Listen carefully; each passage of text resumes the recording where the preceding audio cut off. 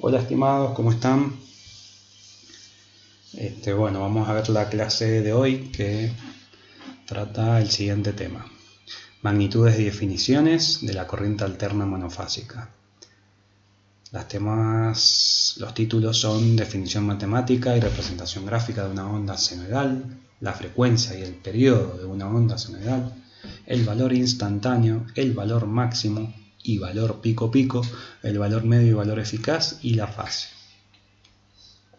Definición matemática y representación gráfica de una onda senoidal. Bueno, de todo hemos visto la función seno, ¿sí? La idea ¿cuál es? Describir el fenómeno eléctrico, ¿sí? Causado por un generador de corriente alterna.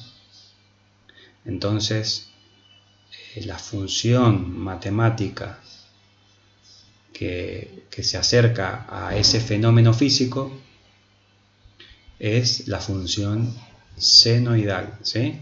Todo lo hemos visto, la función seno de alfa. Alfa y el seno de alfa es una forma genérica de describir la función. Aplicado a lo que nosotros, o al fenómeno nuestro, podemos comentarlo de la siguiente manera. I, que es la corriente, es igual a I máximo por seno de omega t. Eso sería la representación de una onda eléctrica, de una corriente eléctrica alterna, ¿sí? En corriente alterna. Entonces, esta ecuación que yo acabo de escribir, gráficamente, se observa en la figura B cómo se describe. Entonces tenemos una variable dependiente que es I, que es la corriente, y una variable independiente que es T, que es el tiempo, ¿sí? Entonces, a cada valor de tiempo asignado, o a medida que transcurre el tiempo, va a haber un valor de I asignado, ¿sí? Entonces, en el instante cero, podemos decir que estamos parados ahí, y a medida que transcurre el tiempo, si nosotros vamos calculando la función seno, vamos a ir viendo que vamos a describir la gráfica que se ve en el punto B, ¿sí? Entonces esa es la gráfica de una función seno. ¿Qué características tiene esta gráfica? Bueno, por un lado vemos la primera parte del término, ¿sí? Multiplicando a la función seno de omega t, es la I máxima. ¿Sí? ¿Qué es la I máxima? En este caso es el fenómeno, estamos viendo el fenómeno de corriente. Entonces, la I máxima representa la corriente máxima o amplitud de la onda que se describe en el fenómeno, ¿sí? Entonces, la corriente máxima que va a haber, por ejemplo, en este caso, como es corriente, puede llegar a ser 2 amperes. A medida que transcurra el tiempo, esos 2 amperes se van a ir disminuyendo hasta pasar a un valor menos 2 amperes, por ejemplo, y así se va a repetir a lo largo de la onda, ¿sí? Entonces, por otro lado, tenemos otra característica que es el argumento de la función seno, que es omega t. Teníamos la variable independiente, que es el tiempo, multiplicada por omega, que es la pulsación, ¿sí? Entonces la pulsación es 2 por pi por la frecuencia. Vayámonos metiendo estos conceptos en la cabeza. 2 por pi por la frecuencia. La frecuencia, si estamos hablando de una corriente alterna, en nuestro país tiene un valor de 50 Hz, ¿sí? La frecuencia es una magnitud física que su unidad en el sistema internacional es el Hertz, ¿sí?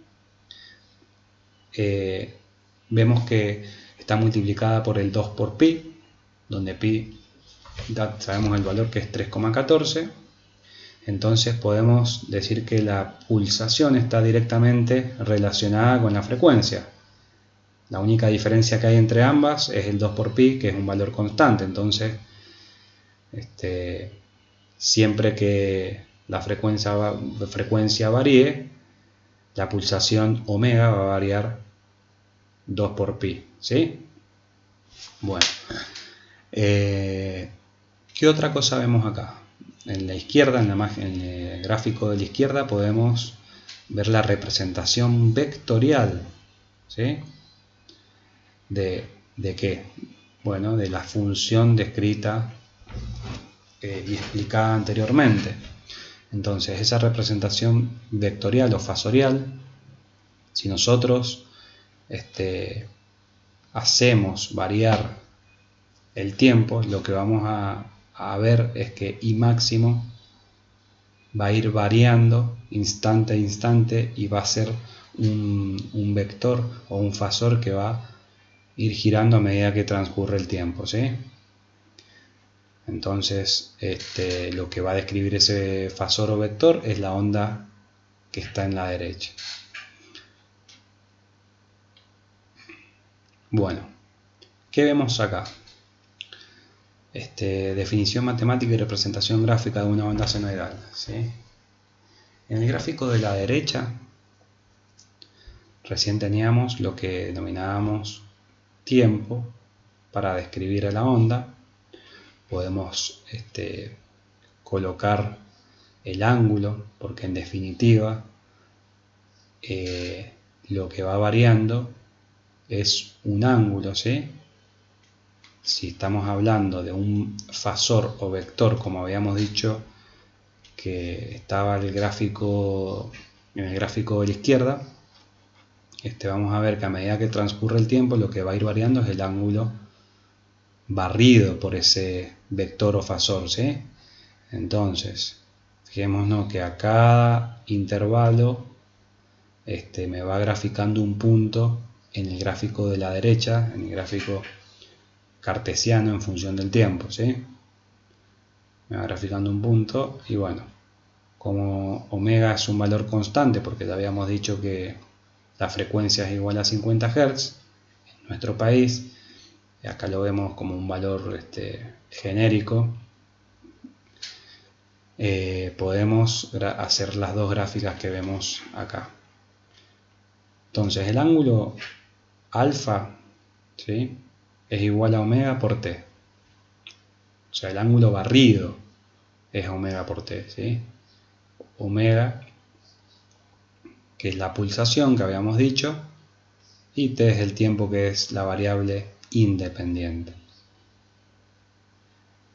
Entonces, acá está la conversión en este primer recuadro en el sistema sexagesimal. Podemos ver que un radián equivale a 57,29 grados sexagesimales, y en el sistema radial el valor correspondiente.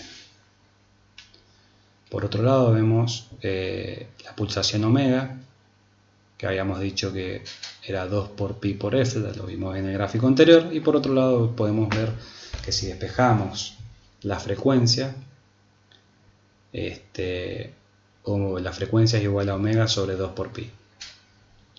Ese valor en Hertz. ¿Y qué representa físicamente? La cantidad de veces que entra la onda descrita en un segundo, ¿sí? Entonces, la frecuencia nos representa la onda, la cantidad de veces que se repite la onda en un segundo, ¿sí? Si estamos hablando de 50 Hz, decimos que se repite 50 veces en un segundo la onda, ¿sí? Entonces, podemos pasar al siguiente gráfico, donde tenemos la frecuencia y periodo de una onda senoidal. El periodo, que es una magnitud que se mide en la unidad de segundos, representa, como lo ven acá, el tiempo que tarda la onda en recorrer un ciclo, ¿sí? La frecuencia habíamos dicho que era la cantidad de veces que entra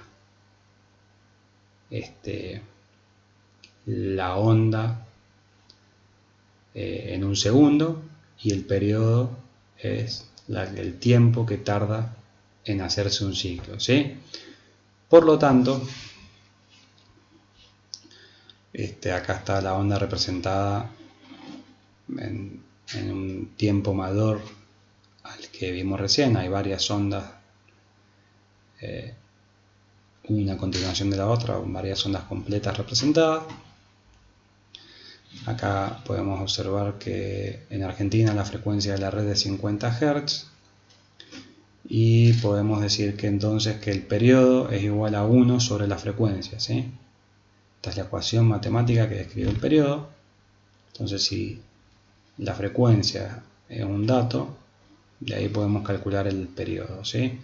Si la frecuencia vale 50 Hz, bastará para calcular el periodo de esa onda de 50 Hz, hacer la cuenta 1 sobre 50. Eso me va a dar en segundos.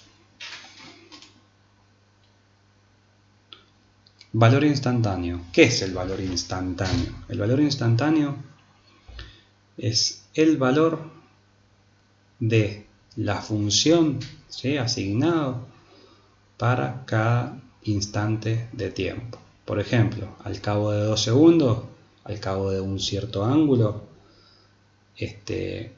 la onda, por ejemplo, en el inicio, o en el ángulo 0 grados, o en el ángulo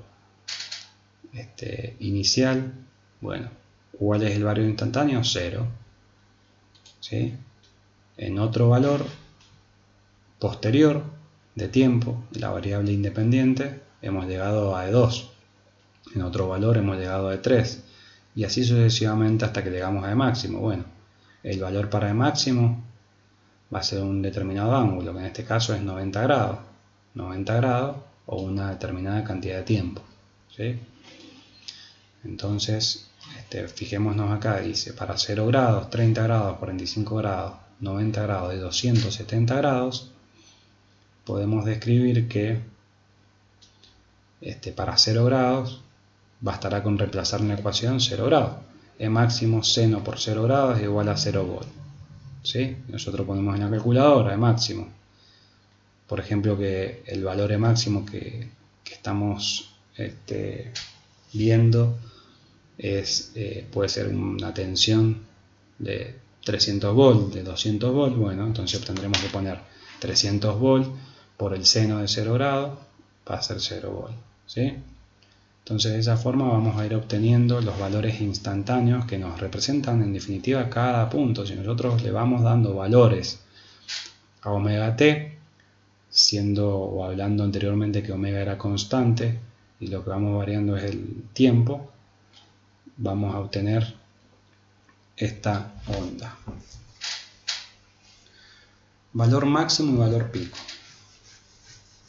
Bueno, otra de las características importantes de la onda de corriente alterna, o en este caso de tensión alterna, ¿sí?, cuando hablamos de E es una tensión medida en volt, podemos decir que el valor máximo es el valor que la ordenada, ¿sí?, acordémonos que el eje de las Y también se le llama ordenadas y el eje de las X es abscisas, el valor máximo que toma la ordenada de la función. Entonces, para este caso, ese valor lo vamos a llamar E máximo, ¿sí?, que se va a ir repitiendo a medida que la onda se va repitiendo.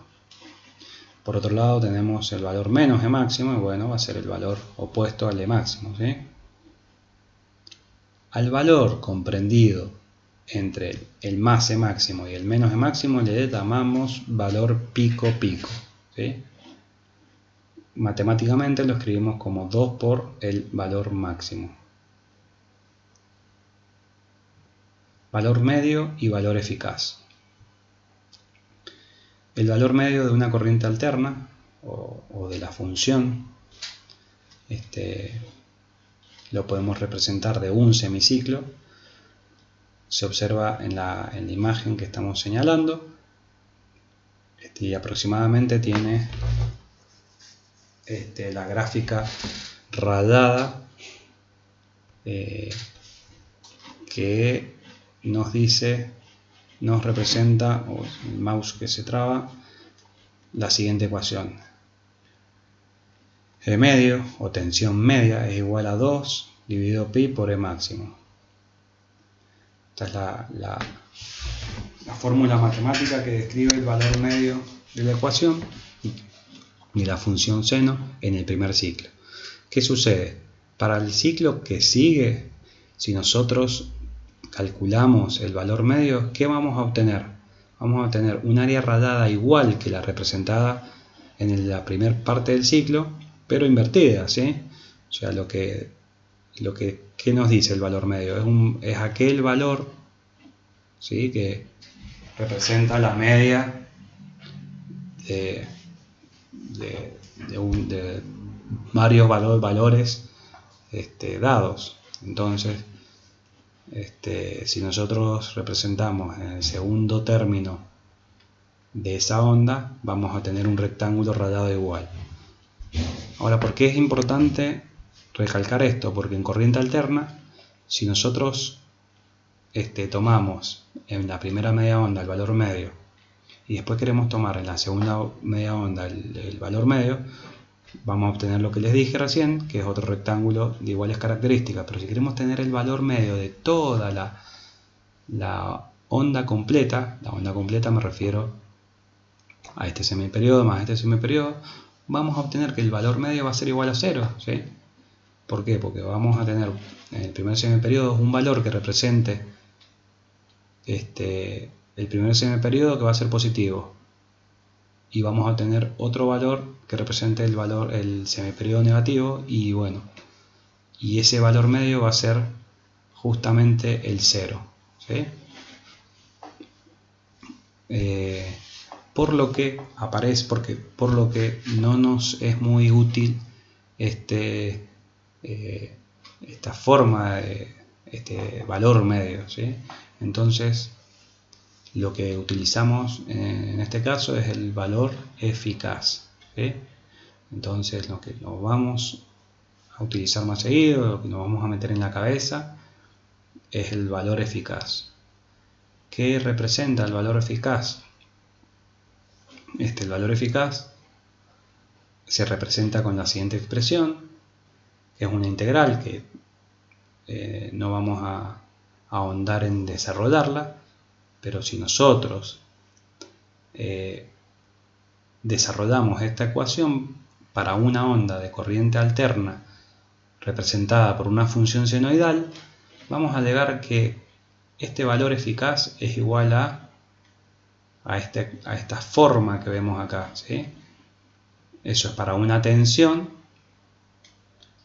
donde nos dice que el valor eficaz es igual al valor de la tensión en el punto máximo, o el valor máximo de la tensión, dividido raíz de 2. Esto se cumple siempre y cuando la función sea senoidal. Para otras funciones, función cuadrada, función triangular, ¿sí?, habrá que calcular la integral observada aquí arriba. Entonces, para la función senoidal podemos ver que es el máximo dividido raíz de 2, y evaluando una corriente alterna, acá tenemos una tensión alterna, una corriente alterna, el valor eficaz de una corriente alterna va a ser igual al valor máximo de esa corriente alterna. Habíamos dicho que el valor máximo es el valor de cresta o valor de pico dividido raíz de 2, ¿sí? Entonces, este valor es muy importante, lo vamos a utilizar mucho, y cuando se hacen mediciones en corriente alterna con tester, por ejemplo, en general, el valor obtenido es el valor eficaz, ¿sí? Nosotros, cuando colocamos un tester en una vivienda, en un tablero donde medimos corriente alterna, una pinza amperométrica, o medimos tensión, cuando medimos tensión y vemos que el valor es 220, lo que estamos viendo, ¿sí?, es el valor eficaz, por ejemplo, ¿sí? que es en la gráfica de abajo, es ese valor. ¿Sí? Cuando nosotros medimos, por ejemplo, 220, es el valor que vemos punteado ahí. Nosotros no vemos en el tester que va variando a un positivo o un máximo. Nosotros solamente vemos el 220 fijo, que puede variar unos volts menos o unos volts más. Ya vamos a ver por qué son esas variaciones, pero en definitiva eso se llama valor eficaz. Y si medimos corriente, estamos midiendo también, vemos en el tester un valor constante de corriente, ¿sí? Por ejemplo 2 amperes, 3 amperes, bueno, dependiendo de la carga. Y vamos a ver que el valor es constante, no vamos a observar esta onda, pero nosotros tenemos que saber que el valor máximo se encuentra de acuerdo a esta ecuación, ¿sí? O sea que si nosotros estamos a un valor máximo multiplicado por 0,00707, que es el 1 sobre raíz de 2, si estamos midiendo 220, ¿cuál va a ser el valor pico de esa onda si queremos generarla? Bueno, el valor pico viene de multiplicar el 220 por dividido 0,707, y eso nos da 310 volts. ¿Sí? Le vamos a hacer ejercicios para que no se pierdan y van a entender lo que les estoy diciendo, ¿sí? Y para una corriente alterna podemos obtener lo mismo. Bueno, entonces, ¿qué representa el fenómeno físicamente el valor eficaz? El valor eficaz, también llamado RMS, es aquel valor, ¿sí? Que aplicando una corriente alterna genera los mismos efectos de disipación térmica, por así decirlo, en una fuente de corriente continua, ¿sí? Entonces, ¿qué significa? Que el valor que nosotros leemos de 220, si lo queremos llevar a corriente continua, para generar los mismos efectos tenemos que aplicar una corriente continua de 220 volts, ¿sí? Esa es la explicación física del valor eficaz, que lo vamos a utilizar muchísimo. También vemos en el gráfico que dice RMS.